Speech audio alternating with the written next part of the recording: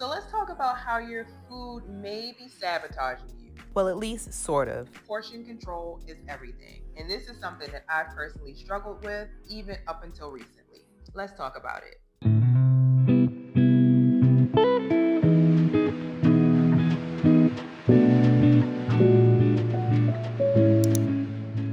Hey babes, welcome or welcome back. If this is your first time seeing me, my name is Daisha and I help you take a mindful approach to wellness.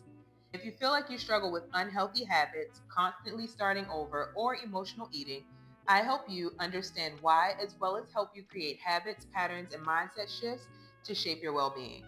If that sounds like something that you may need, let this be your soft place to land. Be sure to like and subscribe and comment down below and let me know what you would like to see more of. I would love to chat with you. Okay, let's get into this video. So for everyone out there that feels like they've been doing all of the right things, eating healthy, avoiding fast food, and cooking at home, but you're still not seeing results, this is the video for you. The truth is your food choices may not be the problem. However, your portion sizes may be the thing that's sabotaging you. I can speak from that firsthand. Today, we're going to break down how portion control can actually make or break your progress, whether you're trying to lose weight, maintain, or build muscle. Let's start with a simple truth. You can overeat clean foods. Don't shoot the messenger. You can gain weight eating protein bowls, and especially avocado toast. And you can lose weight while still enjoying carbs and fats, and even dessert if your portions are dialed in. Most of us really aren't struggling because of pizza and ice cream.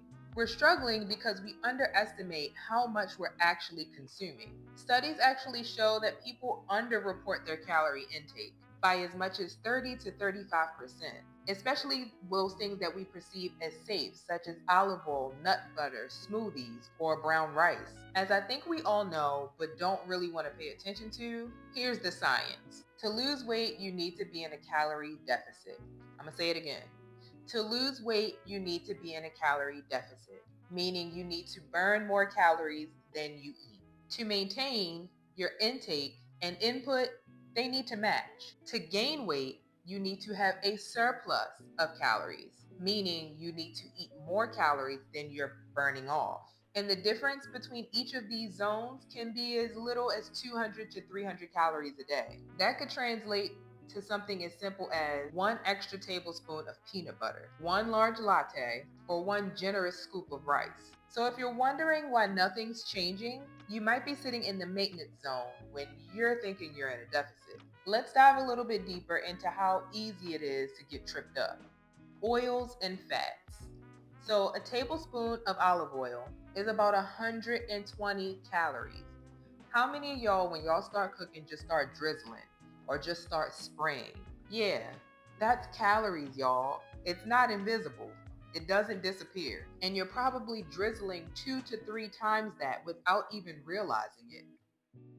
I'm definitely guilty of this next one, and that's nut butters. Because who just wants to eat a tablespoon of peanut butter or a handful of nuts? 2 tablespoons of a nut butter like peanut butter is about 190 calories.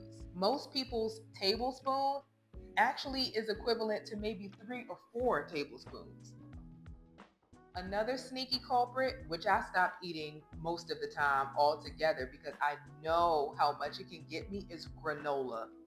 Granola is just as sneaky as pasta or rice because one serving of granola is only 1/4 to 1/3 of a cup, not the full bowl. A cup of cooked pasta is about the size of a clenched fist. When the last time you ate some pasta of this amount?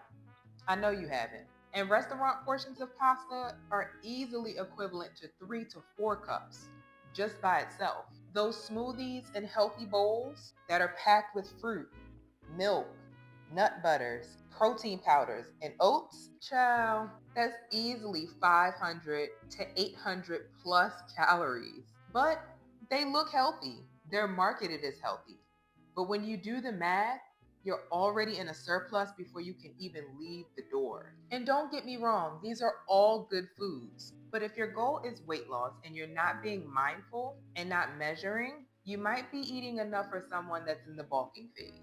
Okay, so I'm not done because here's the wild part. Two people can eat the same exact meal. Let's say ground turkey, sweet potatoes, asparagus, and get completely different results depending on how much of each thing is on each plate.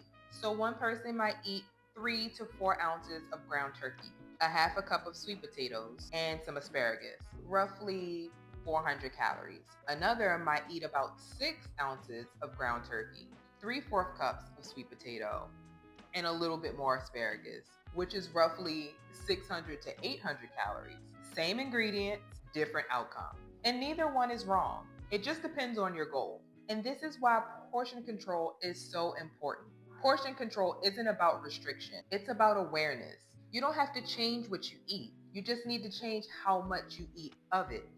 So now, let's make this practical. Here's how to start managing your portions without getting obsessed. Learn your serving sizes. Use a food scale or a measuring cup at least once, just so you can get an idea of how certain things look on your plate.